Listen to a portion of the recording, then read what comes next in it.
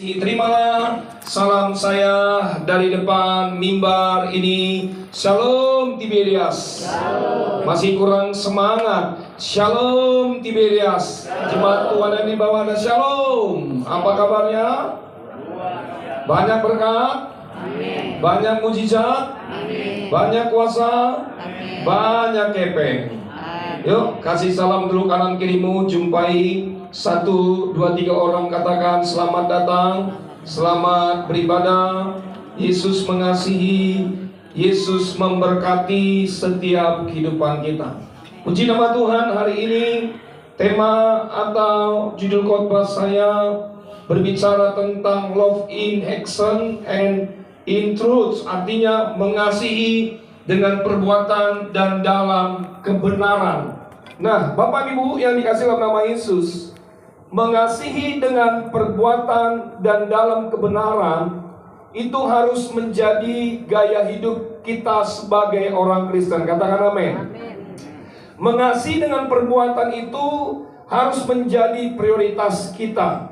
Nah, kenapa demikian? Karena mengasihi menjadi legalitas kita sebagai orang percaya. Nah, oleh sebab itu Bapak Ibu yang dikasihi dalam nama Yesus, mengasihi itu tidak cukup dari mencakup dari seluruh isi Alkitab kita. Makanya kalau kita berbicara tentang mengasihi, mengasihi itu dari seluruh isi hukum Taurat. Kita tahu bahwa di dalam Alkitab saudara bagaimana Musa menerima apa? 10 hukum Taurat, betul? 10 hukum Taurat. Lalu kemudian saya baca dari beberapa referensi, ternyata ada 612 itu hukum Taurat. Jadi bayangkan dari sekian banyak hukum Taurat yang diberikan oleh Allah, 10 saja bangsa Israel gagal. Maka oleh sebab itu Bapak Ibu yang dikasihi dalam nama Yesus, Yesus datang dari sorga ke dunia untuk menggenapi seluruh isi hukum Taurat. Makanya hukum Taurat itu dengan isinya tinggal 2. Yang pertama apa? Mengasihi Tuhan Allah dengan segenap hati. Lalu kemudian saudaraku, hukum yang kedua apa? Mengasihi sesama manusia. Nah, oleh sebab itu kita akan belajar Bapak Ibu, bukan Alkitab saudara terambil dalam 1 Yohanes pasal 3 ayat 11 sampai dengan ayat 18. Kita akan baca secara bergantian. 1 Yohanes pasal 3 ayat 11 sampai dengan ayat ke-18. Yang sudah dapat katakan puji Tuhan. Kurang semangat lagi kita katakan puji Tuhan. Kita akan baca secara bergantian saudaraku. Saya ayat ke-11, nanti saudara 12, lalu tiba di ayat ke-18. Sama-sama kita baca Judul berikutnya adalah kasih terhadap saudara sebagai tanda hidup baru. Sebab inilah berita yang telah kamu dengar dari mulanya, yaitu bahwa kita harus saling mengasihi. 12 saudara. Bukan seperti yang berasal dari kejahatan yang ada di adiknya, dan apakah selama diamnya sepatu saudara dan jahat dan perbuatan agama yang benar. Janganlah kamu heran saudara-saudara apabila dunia membenci kamu. 14 saudara. Kita tahu bahwa kita sudah berada dari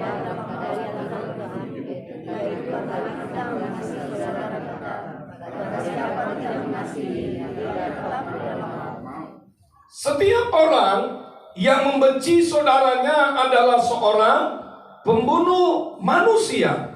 Dan kamu tahu bahwa tidak ada seorang pembunuh yang tetap memiliki hidup yang kekal di dalam dirinya. 16 saudara. Demikianlah kita ketahui kasih Kristus, yaitu bahwa Dia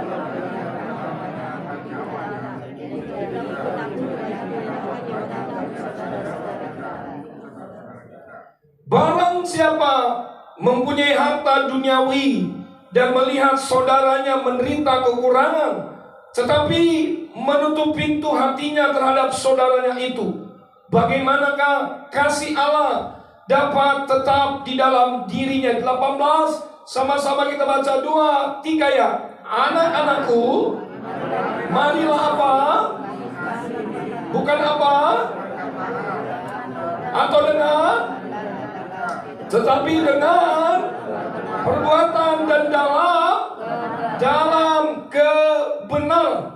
Nah, dalam kehidupan kita, dalam kehidupan manusia, bahkan ketika kita tinggal dalam dunia ini yang kita jalani setiap hari, sering sekali Bapak Ibu kita diperhadapkan dengan dua hal. Yang pertama, hidup dalam kebencian atau hidup dalam kasih. Nah, hidup dalam kebencian itu Alkitab Anda saya mengatakan membawa kita kepada kematian kekal. Tetapi waktu Anda dan saya hidup dalam kasih, Alkitab Anda saya juga mengatakan bahwa membawa kita kepada kehidupan yang kekal. Nah, kasih merupakan salah satu kebutuhan dasar, yaitu atau ajaran kekristenan kita.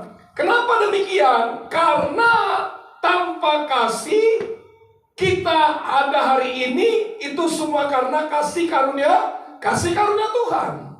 Bayangkan Bapak Ibu yang dikasih dalam nama Yesus, kalau bukan karena kasih Kristus, Dia datang dari surga ke dalam dunia ini, mungkin semua kita yang ada di bumi ini, di dunia ini, kita masih hidup di dalam dosa.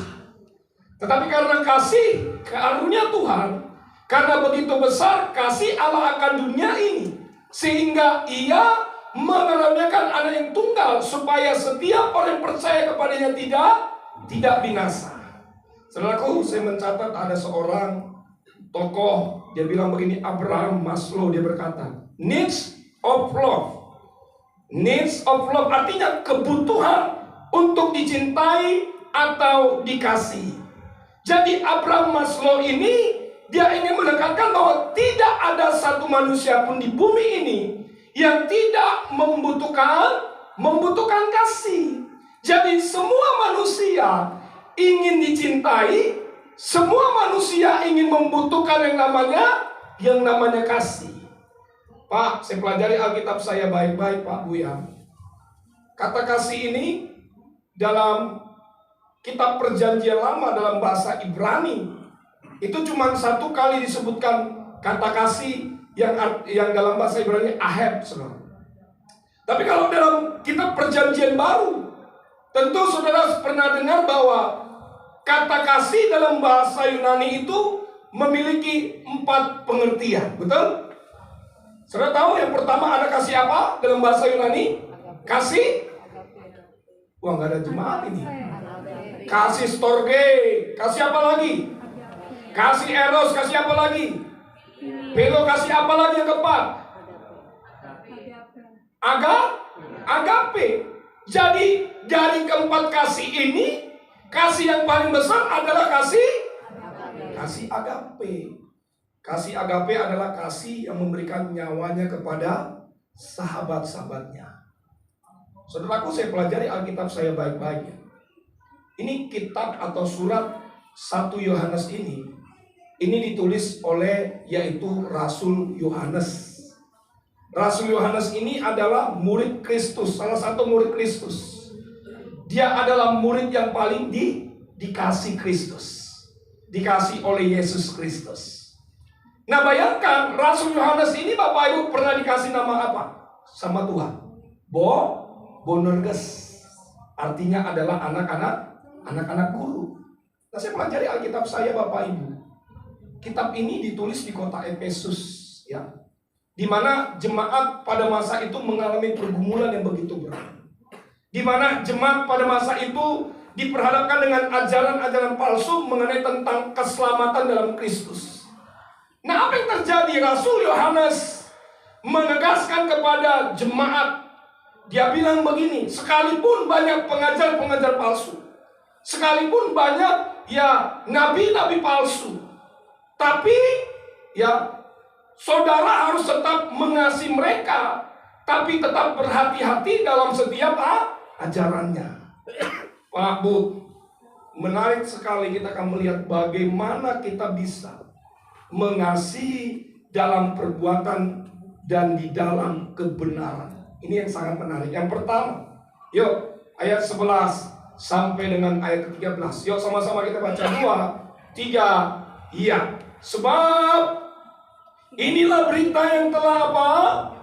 Kamu dengar dari mulanya, yaitu bahwa kita harus saling apa? Mengasihi terus, bukan seperti Kain yang berasal dari si jahat dan yang membunuh adiknya. Dan apakah sebabnya ia membunuh? Sebab segala perbuatannya jahat dan perbuatan adiknya benar. Janganlah kamu heran, saudara-saudara, apabila dunia membenci kamu. Yang pertama Bapak Ibu yang dapat kita pelajari, bagaimana kita mengasihi dalam perbuatan dan di dalam kebenaran. Yang pertama yaitu berkomitmen tetap mengasihi sekalipun dibenci oleh dunia. Bilang sama saya, katakan tetap mengasihi sekalipun dibenci oleh dunia. Saya pelajari Bapak Ibu kenapa Rasul Yohanes mengutip tentang Kain dan Habel. Saya tarik, saya selidiki baik-baik. Ternyata Bapak Ibu yang di selama sekolah kita cerita, kita kembali kepada cerita bagaimana cerita Kain dan Habel. Kain dan Habel ini satu bapak, satu ibu, satu darah daging istilahnya, ya kan? Garis keturunan dari orang tua yang sama. Kita tahu bahwa Kain ini pekerjaannya apa? Hah?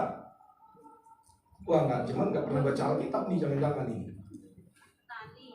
Kain pekerjaannya sebagai petani, betul Bu? Nanti habis saya ibadah kita makan bakso. Iya. Kain ini pekerjaannya sebagai petani, sedangkan Habel pekerjaannya apa? Sebagai apa? Gembala kambing domba. Nah, apa yang terjadi suatu ketika kedua-duanya sedang mempersembahkan korban kepada Allah.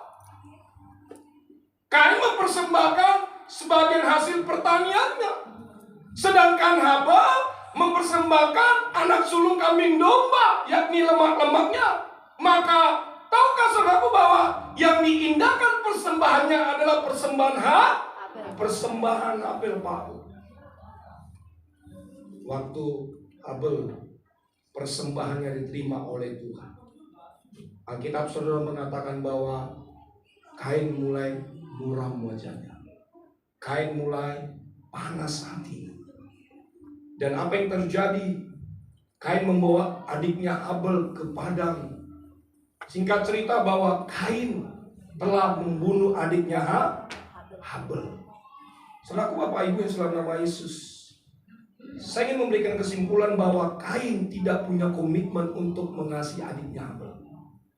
Hati Kain dikuasai oleh yang jahat.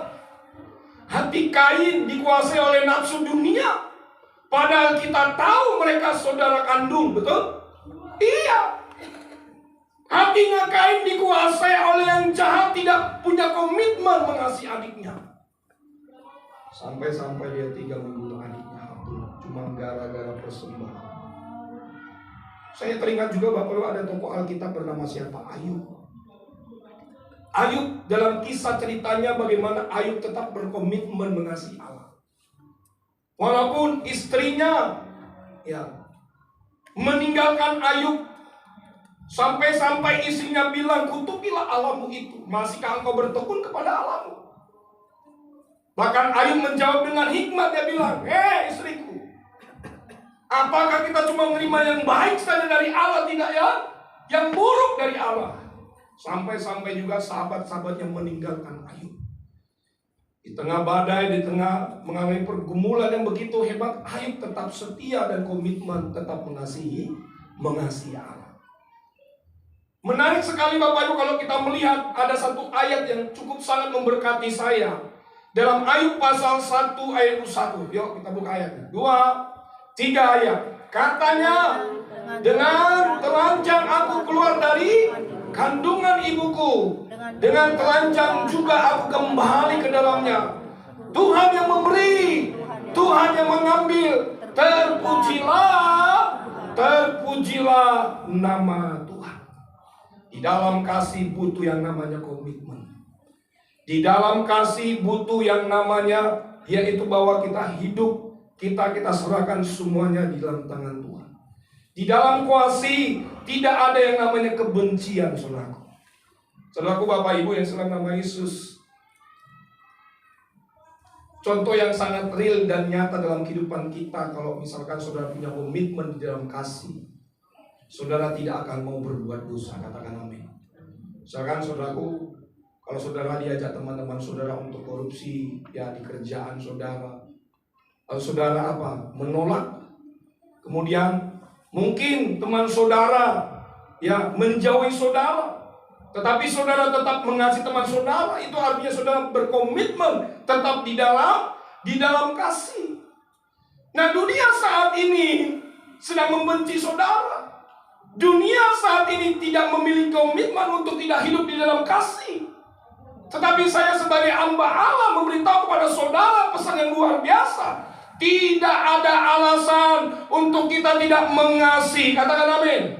Karena Alkitab mengatakan sekalipun dunia membenci saudara, kita harus tetap mengasihi yang membencikan kita. Katakan amin.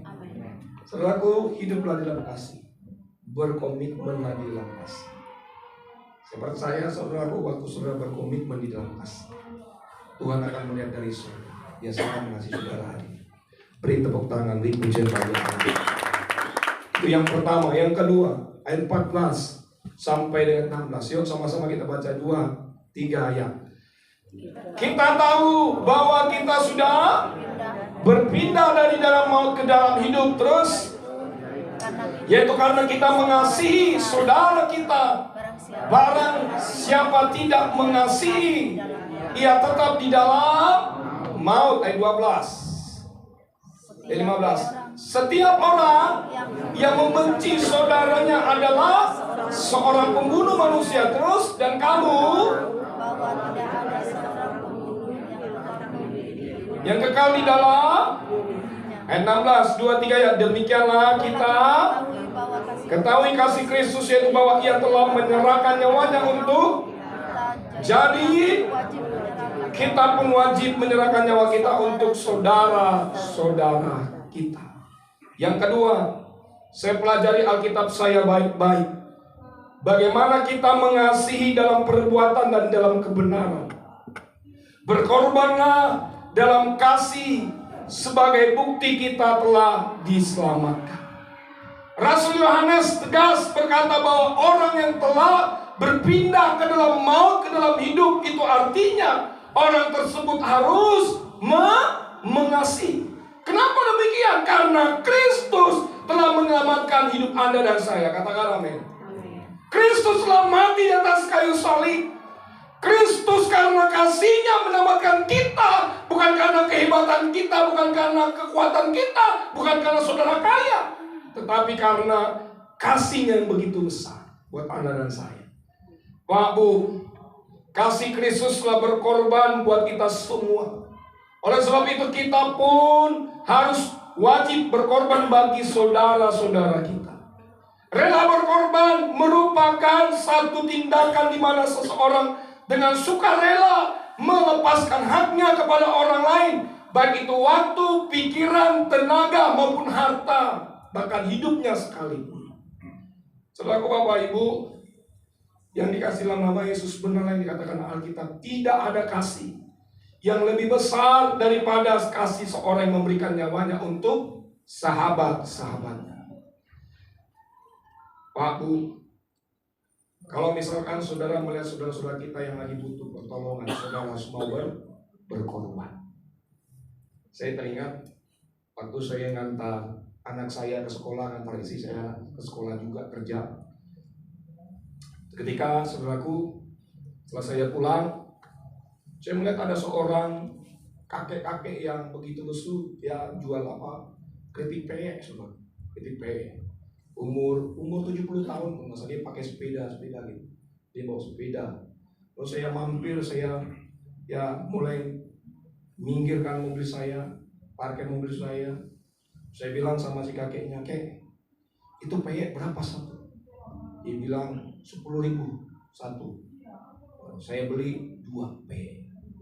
Oke, dia mulai bungkus peyek itu, dia kasih ke saya. Nah Bapak Ibu, karena saya kasihan, ya kita juga kan orang kaya, banyak duit, amin. Amin. Yakin kita orang kaya. Iya saudara, ya yakin gitu, orang kaya nih, banyak duit. Jadi saya keluarin duit. Ya, duitnya bukan pas-pasan, biasa pendeta masuk di pas-pasan, kasih duit 100.000 dong, ya kan, kasih duit 100.000. Padahal di peyeknya 2, harusnya 20.000. Lalu saya kasih duit 100.000 sama si kakek.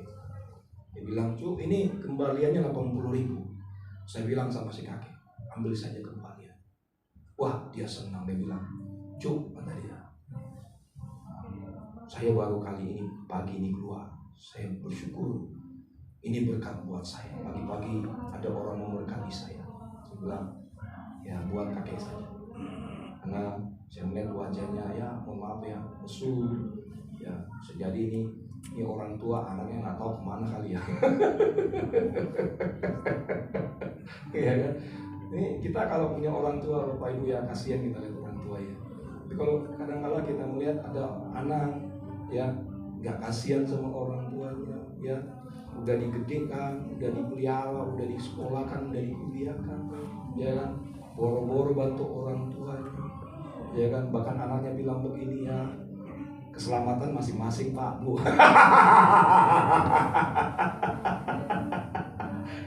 Ya kita kasihan ya. Itu orang kalau nggak punya belas kasihan, Bapak Ibu, nggak mau berkorban, kadang-kadang itu gimana gitu ya. Ya, saudara, ketika melihat seseorang, saya percaya kalau kita dipenuhi oleh kasih Kristus, kita pasti mau berkorban. Kalau kita dipenuhi oleh kasih Kristus, Pak, kita gampang tersentuh oleh belas kasihan sama orang yang kita berkorban. Makanya kalau kita melihat orang yang nggak punya belas kasihan, berarti belum ada kasih Kristus dalam hidupnya. Saya ingat Bapak Ibu ya, waktu almarhum Pak Paryaji ya masih hidup, saya melihat ya kasih Kristusnya itu luar biasa sekali. Roh belas kasihannya itu aja luar biasa ya. Iya, saya pernah pelayanan di Balai Sarbini dulu sebagai apa? Sebagai sukriti, sapam. Itu sapamnya biasa ya. Ya punya ya dulu zaman dulu kan Tiberias ada sukriti gitu ya. Sukritinya Tiberias gitu ya. Nah, apa yang terjadi, kita suka jaga Bapak ya. Jadi kalau orang minta didoain maju ke mimbar itu banyak sekali jemaatnya. Jadi kita dorong-dorong kita. Ya kita pegangan tangan gitu, dorong-dorong ya kan. Kita hampir keluar gitu ya kan. Nah, biasanya Pak Paryaji dulu ya setelah selesai mendoakan, itu semua orang-orang security semua, bahkan security mall ya, bahkan ya orang-orang di situ tuh ya, Pak Paryaji suka kasih duit. Apalagi saya Pak. Ya. Pokoknya Pak Paryaji udah mulai di sana itu. Saya mulai ke sana ke depan. Ya kan, dapat 100.000. Dia lewat di sini, saya maju lagi ke sini. Saya dapat 300.000 ya kan. Iya kan? Iya, saya melihat saudaraku ya. Ya, almarhum Pak Paryaji itu dia orangnya ya punya belas kasihan. Nah, saya mencatat Bapak Ibu ya. Yang menjadi pertanyaan kita hari ini adalah orang yang rela berkorban adalah orang yang dalam hal apa dulu ya. Dan biasanya orang yang berkorban itu ada 3. Yang pertama, saya mencatat rela berkorban dalam mengikut Kristus. Jadi sering sekali Bapak Ibu sewaktu kita ngambil keputusan ikut Kristus, ada harga yang dibayar Pak. Ya mungkin ya suami kita, saudara udah ikut Kristus, lalu kita apa? Dijelek-jelekin, lalu kita apa? Dikucilkan, betul? Jadi memang saudaraku, orang yang hidup dalam kasih itu rela berkorban dalam hal apa? Dalam mengikut Kristus. Jadi kalau saudara sudah ikut Kristus, jangan pernah mundur, ya. Jangan pantang menyerah. Sekali Kristus tetaplah Kristus. Lalu yang kedua dikatakan apa? Rela berkorban untuk orang lain. Jadi saudaraku dalam berkorban dengan sesama, Mungkin kita bisa memberikan waktu kita, tenaga kita, pikiran kita untuk membantu orang lain. Lalu yang ketiga, Bapak Ibu rela berkorban dalam pelayanan, Pak. Jadi Bapak Ibu, waktu saudara dipanggil oleh Tuhan untuk melayani, kadangkala kita juga harus rela berkorban, Pak. Ya, waktu kita juga kadangkala kita harus meninggalkan istri kita, anak-anak kita, ya, pelayanan hari Minggu misalkan sampai malam, ya kan? Ya, tapi saudaraku, saya percaya bahwa semua yang kita tabur tidak akan pernah kembali sia-sia. Amin. Jangan kita lihat hari ini, nanti kita akan lihat di masa yang akan datang. Jadi bagi saudara hari ini yang sudah melayani, ya memang mungkin saudara bilang, Pak, pelayanan kan nggak hanya di gereja, betul. Ya, melayani suami juga, melayani istri, melayani anak-anak, dimanapun sudah ditempatkan juga, ya melayani. Ya. Nah oleh sebab itu Bapak Ibu ya, yang dikasihkan nama Yesus, barang siapa menaruh belas kasihan kepada orang yang lemah atau yang berkorban bagi yang lemah, kita sedang mengutangin Tuhan, kata Alkitab, dan Tuhan akan membalaskan perbuatan itu. Nah oleh sebab itu jangan pernah mundur dalam Kristus, sekalipun saudara diejek, sekalipun saudara diinjak-injak, dipermalukan dengan tidak adil, ya kan, mungkin saudara dikucilkan oleh keluarga saudara, ya kan, tapi percayalah bahwa Tuhan Yesus sangat mengasihi saudara. Beri tepuk tangan, beri pujian bagi Allah. Itu yang kedua. Yang ketiga, yang terakhir yuk, ayat 17 sampai 18 yuk, sama-sama kita baca 2, 3. Ya, barang siapa mempunyai harta duniawi dan melihat saudara menderita kekurangan tetapi menutup pintu hatinya terhadap saudaranya, itu bagaimanakah kasih Allah dapat tetap di dalam dirinya? Yang ketiga yang dapat kita pelajari, bagaimana kita mengasihi dalam perbuatan dan di dalam kebenaran, bertindak nyata dalam setiap perbuatan kasih.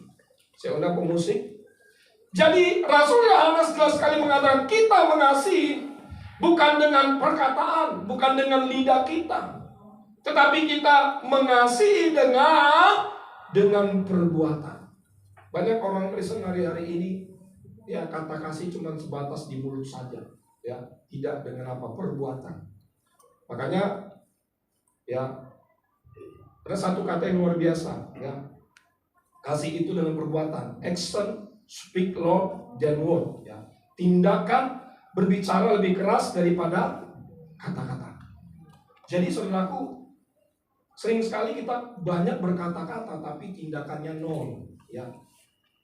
Jadi orang-orang yang muda lebih mengerti tentang kasih ketika kita menyatakan dalam bentuk perbuatan, bukan dengan sekedar kata-kata. Nah hari ini saya memberi pesan kepada kita, membawa kabar baik buat saudara. Kasih bukan untuk diperkatakan, kasih bukan untuk diucapkan, tetapi kasih untuk diperbuat. Pak, ada bapak-bapak? Oi Pak, ada bapak-bapak? Pak, jangan kita berkata kita mengasihi istri kita, tetapi kita masih suka jalan sama perempuan lain. Bu, jangan kita berkata kepada suami kita mengasihi dia, tetapi kita nggak bisa mengampuni suami. Iya, kan banyak sekarang. Ibu-ibu bilang, bapak-bapak juga bilang mungkin, saya mengasihi kamu sayang, I love you, I love you, ya.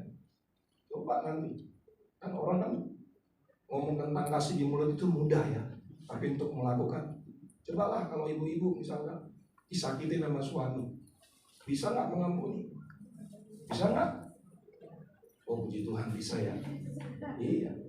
Tapi ada orang bu, ya disakiti suami, atau mungkin ibu-ibu juga disakitin sama keluarga oleh mertua. Ya kita bilang saya sudah mengampuni mertua saya. Ya kalau Alkitab 70 kali 7 kali 7, kalau ibu bukan 70 lagi, 100 kali 7 kali 7 kali 7. Iya. Tapi waktu lihat mertua, rasa-rasanya kita bilang, aduh, Ini mertua yang jahatin gua ini, aduh Tuhan. Ya kan? Kira-kira kasihnya di mana? Ya nggak ada kasihnya lah. Ya nggak mudah Pak. Kita kalau ya bilang sama orang kita sudah mengampuni dia, tapi kalau waktu kita bayangkan wajahnya, ya kan, apalagi ketemu mukanya gitu, aduh, dan mati kita ya, Tuhan kutuk dia jadi kodok. Bercanda saudara, saudara jangan seperti itu. Tapi kan ada orang yang faktanya ya, ada orang faktanya sering sekali itu, ya bilang mengampuni dalam mulut tapi belum bisa mengampuni Pak. Ya. Biasanya ibu-ibu agak sulit, susah mengampuni. Kalau kami para laki-laki mudah sekali mengampuni, karena biasanya laki-laki ya nggak mau disalahkan juga sih. Bercanda saudara. Iya, biasanya ibu-ibu mainnya perasaan. Betul? Iya, ibu-ibu mainnya perasaan. Kalau laki-laki kan nggak ada perasaannya kan. Ada juga gitu. Iya. Tapi yang beritahu saudara, kalau saudara nggak mau mengampuni kamu, ya ada dampaknya apa? Ya kanker, ya paru-paru, ada juga kantung kering.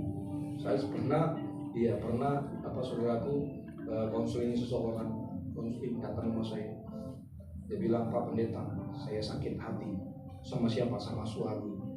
Sekarang saya sakit apa? Kanker payudara.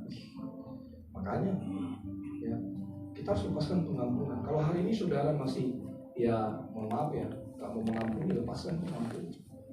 Ya, manusia memang tidak ada yang sempurna, amin.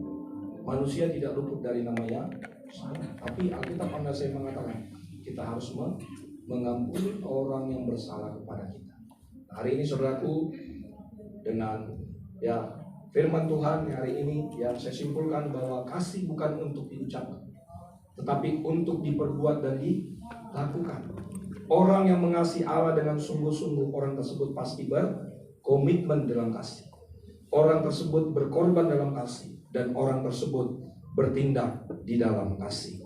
God bless you. Tuhan Yesus memberkati. Beri tepuk tangan. Beri pujian bagi Allah.